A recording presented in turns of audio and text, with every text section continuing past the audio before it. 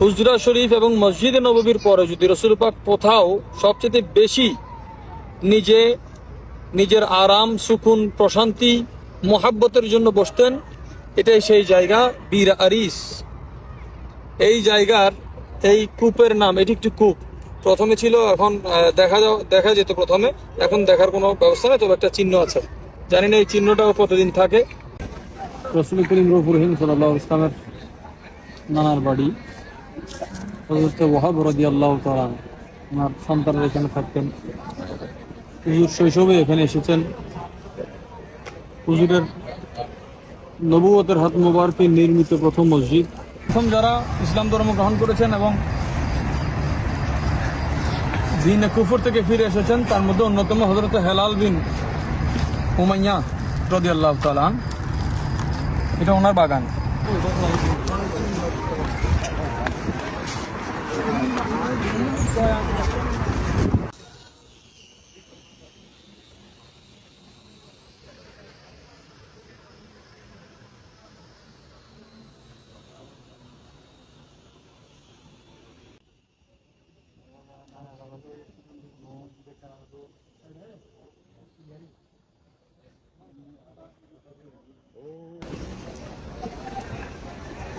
মসজিদে কুবা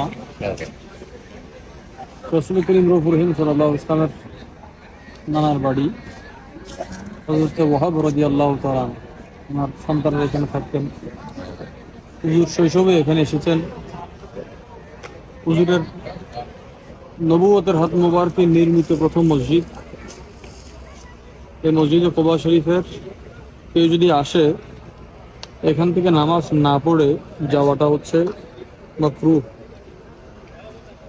এখানে কেউ নিয়ত করে নামাজ পড়লে, মসজিদে কুবাতে নামাজ পড়ার পর এই নামাজের কবুলিয়ত এত যে আপনি পড়লেন 2 রাকাত নফল, আর এই 2 রাকাতে আপনাকে উমরার সওয়াব দেওয়া হচ্ছে। উমরা শব্দের অর্থ হচ্ছে জিয়ারত। এইখানে একটা সুপ্ত রহস্য আছে। উমরা মানেও জিয়ারত, হজ মানেও জিয়ারত। আর হুজুর পাক কুবাকে দেখার জন্য বারবার আসতেন। আল্লাহর হাবিব সাল্লাল্লাহু আলাইহি ওয়াসাল্লাম দোহার নামাজ পড়েছেন এখানে। হযরত আব্দুল্লাহ ইবনে উমর রাদিয়াল্লাহু তাআলা হুমা নবীজিকে 2 বার দোহার নামাজ পড়তে দেখা গিয়েছে। একবার মক্কা শরীফ যাওয়ার সময়, আরেকবার এই কুবাতে যখন হুজুর এসেছেন। কুবাবাসীরা তখন দোহার নামাজ পড়ছিল। তো নফল ইবাদতের ফজিলত সুন্নতে মুআক্কাদা, ওয়াজিব, ফরজের মতো বরং অনেক সময় তারও ঊর্ধ্বে হয়ে যায়। সহিহ বুখারীর শেষের দিকে আছে হাদিসের মধ্যে একটা উসুল আছে যে আল্লাহ তাআলা যে জিনিসকে ভালোবাসেন, এটা পরিমাণে কম হলেও সেটার ওজন বাড়তি হয়ে যায়। কারণ যেমন কি সুবহানাল্লাহি ওয়া বিহামদিহি সুবহানাল্লাহিল আযীম, বুখারীর আখিরি হাদিস, শেষ পৃষ্ঠায় আছে, ইমাম বুখারী উল্লেখ করেছেন। উচ্চারণ করতে সহজ কিন্তু মিজানের মধ্যে ভারী। কারণ বলছে হাবিবাতানির রহমান, আল্লাহ তাআলা এটাকে ভালোবাসেন, এটা রহমানের কাছে বড় পছন্দনীয়। সুবহানাল্লাহ। তো এখানে আসলে আমরা তো হুজুর এখানে জিয়ারতে আসতেন, সাওয়ারি করেও আসতেন, আবার হেঁটেও আসতেন। আমরা আজকে হেঁটে আসার চেষ্টা করেছি, আলহামদুলিল্লাহ আল্লাহ তৌফিক দিয়েছেন। যাওয়ার সময় হুজুর আরেক রাস্তা ব্যবহার করতেন, আসাতে এক রাস্তা, যাওয়াতে এক রাস্তা। ঈদের নামাজে হুজুর একই অবস্থা করতেন, একই হালতে আসতেন। এবং এই কুবার আশেপাশে ওই বিরাজ এখানে আছে। এবং হযরতে রাসূল করিম সাল্লাল্লাহু আলাইহি ওয়াসাল্লাম পছন্দনীয় কিছু সাহাবায়ে কেরামের মাহবুব, সাহাবায়ে কেরামের বাগান, আর অনেক নিদর্শন আছে আশেপাশে, অনেক নিদর্শন। আপনারা যদি হেঁটে সফর করেন আপনাদের জন্য সহজ হবে। মসজিদে কুবা আল্লাহর হাবিব বারবার যেখানে এসেছেন, আমাদেরও বারবার এখানে আসতে হয়। মসজিদে আকসার পরে সবচেয়ে আফজল মসজিদ পৃথিবীর বুকে মসজিদে কুবা। আর মহব্বতের দৃষ্টিতে এটার মকাম কতটুকু আছে এটা আল্লাহ পাকই বেহতর জানেন। আল্লাহ পাক রব্বুল আলামিন এই পুণ্যভূমির সম্মান রক্ষা করেন, আমাদের তৌফিক দান। আমিন। আসসালামু আলাইকুম ওয়া রাহমাতুল্লাহি ওয়া বারাকাতুহু। আলহামদুলিল্লাহ ওয়া সলাতু ওয়া সালামু আলা রাসূলিল্লাহ ওয়া আলা আলিহি ওয়া সাহবিহি ওয়া মান ওয়ালা। আল্লাহ তাআলা কোরআনে পাকে ইরশাদ করছেন, ওয়া মান ইউআযযিম শাআইরাল্লাহ ফাইন্নাহা মিন তাকওয়াল কুলুব। আল্লাহ তাআলার নিশানা যেখানে মিলে ওই নিদর্শনকে সম্মান জানালে তাকওয়া, দিলের মধ্যে নূর পয়দা হয়, তাকওয়া পয়দা হয়। তাকওয়ার জন্য ওই অন্তরকে আল্লাহ তাআলা নিযুক্ত করেন, পছন্দ করেন।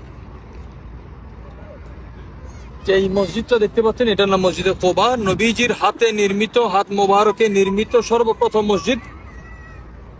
আর আমরা যেখানে বসে আছি, এই জায়গাটি মদিনাতুল মুনাওয়ারায় হুজরা শরীফ এবং মসজিদে নববীর পরে যদি রাসূল পাক কোথাও সবচেয়ে বেশি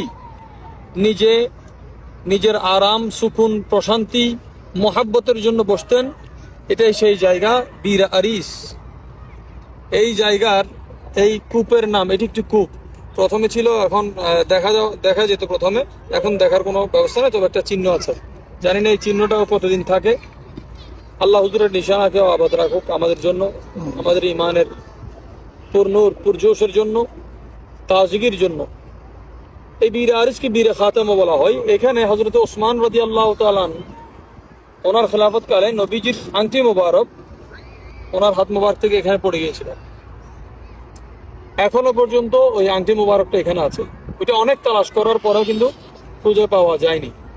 তো নবীজির আংটি মোবারককে অনেকে অনেক ধরনের বিশ্লেষণ দিতে পারে, তবে আমাদের যেটা আকীদাত বলে যে এই কূপ সব সময় হুজুরকে পেত। হুজুরের ইন্তেকালের পরে দীর্ঘ একটা সময় হয়ে গেছে, আজকে হুজুরের আমি সোহবত পাচ্ছি না। যেই আংটি মোবারক নবীজির হাত মোবারকে থাকতো, কিয়ামত পর্যন্ত আজকে এই কূপ তাকে বুকে ধারণ করে আছে। আল্লাহ তাআলার কুদরত। এইটাই সেই কূপ। হযরত আবু মুসা আশআরী রাদিয়াল্লাহু তাআলা, আপনারা সহিহ বুখারী শরীফে পাবেন, একদিন নিয়ত করে বের হলেন, আজকে যাই ঘটুক আমি রাসূল পাকের সোহবতে থাকব। রাসূল পাকের সোহবতে থাকার জন্য তিনি বের হলেন ঘর থেকে ওযু করে। এটা বর্ণনা করছেন সাঈদ ইবনুল মুসাইয়িব রাদিয়াল্লাহু তাআলা, প্রখ্যাত তাবিঈন, যার মাজার শরীফ জান্নাতুল বাকি শরীফে আছে, যিনি নবীজির ইন্তেকালের পরে রাসূল পাক রওজা থেকে নামাজ পড়তেন। উনি রাসূল পাকের সাথে রওজার উপরে নামাজ পড়তেন।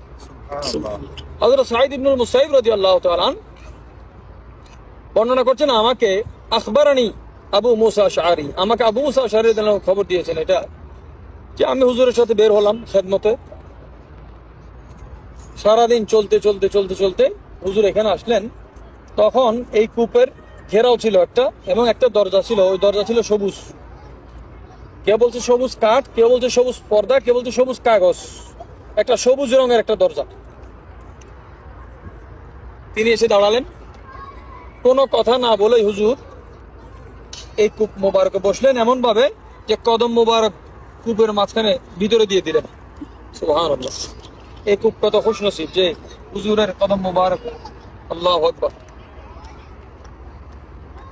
হযরত আবু মুসা আশআরী দেখছেন যে হুজুর কদম মোবারক এখানে রেখে দিলেন। তখন তিনি নিয়ত করলেন যে আমি আজকে হুজুরের দারওয়ান হব। যে হুজুরের দারওয়ানি, হুজুরের খেদমত। আল্লাহু আকবার। তিনি দাঁড়ালেন দরজার মধ্যে, দরজার বাহিরের দিকে ওরে বসলেন, দরজার সাথে লেগে বসলেন। একটু পর হযরতে সিদ্দিক আকবর রাদিয়াল্লাহু আনহু আসলেন, কিন্তু হুজুরের যখন ইজাজত ছাড়া কেউ ঢুকতে পারবে না, সিদ্দিক আকবর দাঁড়িয়ে আছেন। তিনি বলেন, ইয়া রাসূলুল্লাহ, আবু বকর সিদ্দিক রাদিয়াল্লাহু আনহু এসেছেন। বলতে তাকে আসতে দাও এবং জান্নাতের সুসংবাদ দাও। সুবহানাল্লাহ। হযরত সিদ্দিক আকবর রাদিয়াল্লাহু আনহু আসলেন। আসার পরে হুজুরের সাথে সালামের পরে নবীজির ইজাজতে তিনি নবীজির ডান পাশে বসেছেন। হযরত আবু মুসা আশআরী রাদিয়াল্লাহু বলছেন, তিনিও সিদ্দিক আকবরের কদম মোবারক এখানে কূপের মধ্যে দিয়ে দিলেন। নবীজির ডান পাশে সিদ্দিক আকবর। একটু পর ফারুক আজম রাদিয়াল্লাহু, ওমর ইবনে খাত্তাব রাদিয়াল্লাহু আসলেন। ইজাজত চাওয়ার পরে ওনাকে ইজাজত দেওয়া হলো। হুজুর বললেন, তাকে ইজাজত দাও, তাকে জান্নাতের সুসংবাদ দাও। সুবহানাল্লাহ। তিনি আসার পরে ওনাকে আরেক পাশে বসানো হলো। সাইয়েদনা ফারুক আজম রাদিয়াল্লাহু, ফারুক আজমের কদম মোবারক কূপের ভিতরে। তখন একটু পরে হযরত ওসমান রাদিয়াল্লাহু আসলেন।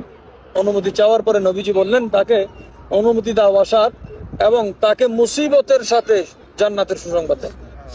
হযরত ওসমান রাদিয়াল্লাহু তাআলা কঠিন সময় যে পার করবেন হুজুর এখান থেকে বলে দিয়েছেন। আজকে আমরা সেই জায়গায় আছি। এখানে প্রতিটা একটু পরপরই হুজুরের অসংখ্য নিদর্শন আছে, এবং এই জায়গার সাথে হযরত আলী রাদিয়াল্লাহু তাআলার সাথে অন্যরকম একটা সম্পর্ক ছিল।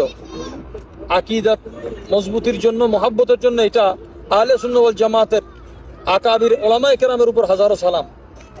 হযরত মাওলা আলী শের খুদা নিজের ঘর ছেড়ে এসেছিলেন ওসমান রাদিয়াল্লাহু তাআলার মহাব্বতে। এটা হচ্ছে কথা।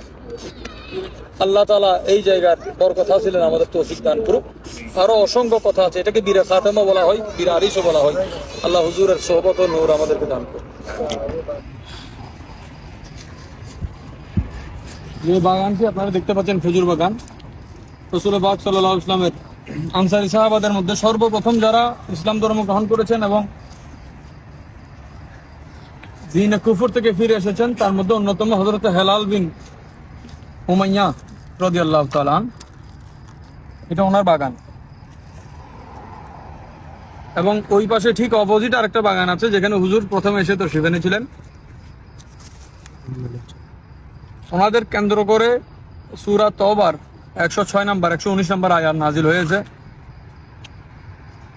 তাবুক যুদ্ধে যখন হুজুর করিম রফুর রহিম সাল্লাল্লাহু আলাইহি ওয়াসাল্লাম গেলেন, কতক সাহাবায়ে কেরাম হুজুরের সাথে যুদ্ধে অংশগ্রহণ করতে পারেননি, ইচ্ছা এবং অনিচ্ছায়। তো তাবুক থেকে ফিরার পরে হুজুর করিম রফুর রহিম সাল্লাল্লাহু আলাইহি ওয়াসাল্লাম ওই সমস্ত সাহাবায়ে কেরামদের সাথে কথা বলা বন্ধ করে দিয়েছেন। নবী দোজাহা যখন কথা বলা বন্ধ করে দিয়েছেন, নবী পাকের সমস্ত সাহাবায়ে কেরাম ওনাদের সাথে কথাবার্তা, বেচা কিনা, দেখা, নজর পর্যন্ত ফিরিয়ে নিলেন। মুনাফিকরা এর মধ্যে যারা তাবুকে অংশগ্রহণ করেনি তারা মিথ্যা বাহানা দিল। হযরত লুবাবা রাদিয়াল্লাহু তাআলা রিয়াজুল জান্নার ভিতরে মসজিদে নববী শরীফে নিজেকে পিলারের সাথে, খুঁটির সাথে বেঁধে রেখেছিলেন, যেটাকে আজকে উস্তুনুল লুবাবা বলছে। ইনশাআল্লাহ রাতে আমরা জিয়ারত করব। কিন্তু তিনজন সাহাবা হযরত কাব বিন মালিক, হযরত মিরারা বিন রবি রাদিয়াল্লাহু তাআলা এবং হেলাল বিন উমাইয়া রাদিয়াল্লাহু তাআলা, ওনারা অনুশোচনা করেছেন কিন্তু নিজেকে খুঁটির সাথে বেঁধে দেননি। তো ওনাদের তওবাটা একটু দেরিতে কবুল হয়েছে।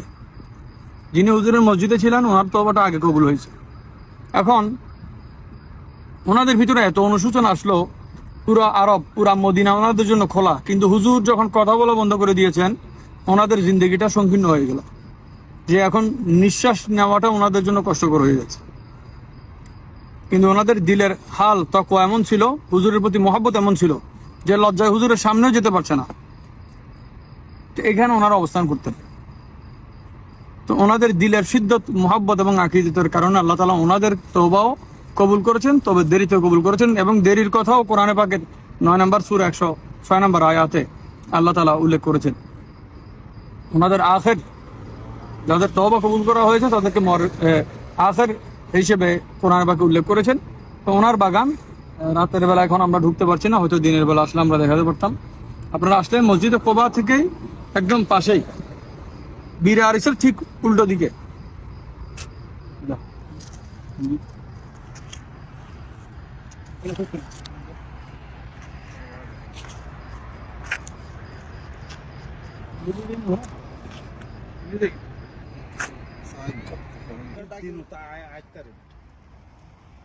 তিনতালি এটা বালি আছে মানে যারা সরিকা ইয়া একটা ফোড়া ফোড়া সাবো আছে গাছ গাছ বুদ গাছ দিয়ে গিয়ে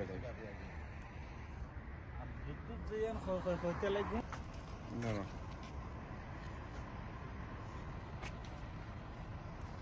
না